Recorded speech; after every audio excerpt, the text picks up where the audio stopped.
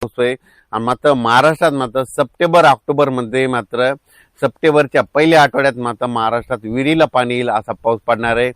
पुन्हा मात्र धरण क्षेत्रात वाढ होणारा पाऊस परतीचाच पाऊस असणार आहे, म्हणून हा अंदाज सर्व शेतकऱ्यांना लक्षात घ्यायचा। त्याच्यानंतर 15, 16, 17 ऑगस्टच्या दरम्यान एकदा राज्यात पाऊस आहे, पण ते सर्व दूर नाही। ते पण काय होणार आहे, पुन्हा एक कमी दाबाचा पट्टा तयार होणार आहे। ते काय होणार, परत ते काय होणार, भुवनेश्वरून छत्तीसगडहून मध्य प्रदेशकडून तिकडं उत्तराखंडकडे जाईल। मग उत्तराखंडकडे जात असल्यामुळं महाराष्ट्रात फक्त वर्धा, नागपूर, भंडारा, गोंदिया त्या परिसरात तिकडे जोराचा पाऊस पडेल।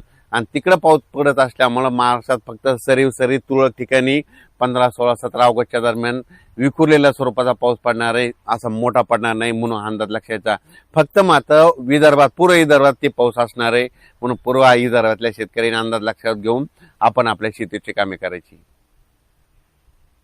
मी पहिल्यापासूनच आणखीन एक अंदाज सांगतो। मी म्हटलं तर सांगत होतो की जून मध्ये कमी राहील, जुलैमध्ये जास्त, ऑगस्टला कमी, आणि सप्टेंबर ऑक्टोबर परतीचा पाऊस जास्त पडणार आहे।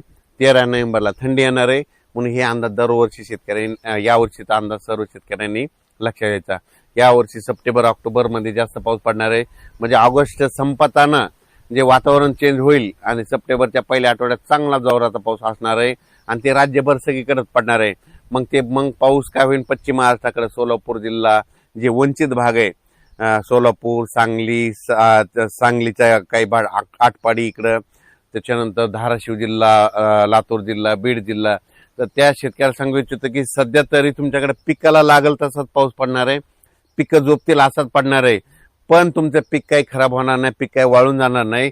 मात्र सप्टेंबर मधला पाऊस मात्र तुम्हाला सरासरी भरून काढणार आहे, म्हणून सोलापूर जिल्हा, लातूर जिल्हा, बीड जिल्हा, त्याच्यानंतर इकडे अहिल्यानगर जिल्हा, त्याच्यानंतर सांगली